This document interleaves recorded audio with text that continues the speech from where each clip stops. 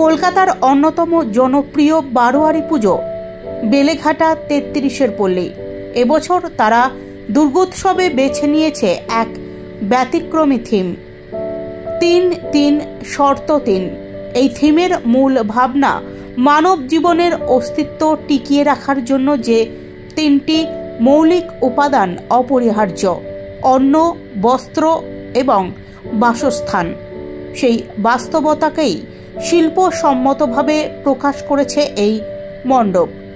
পুজোর আবহের মধ্যে দিয়ে দর্শনার্থীদের মনে করিয়ে দেওয়া হয় যে উৎসবের উজ্জ্বলতার পাশাপাশি সমাজে অনেকেই এখনও এই মৌলিক অধিকার থেকে বঞ্চিত।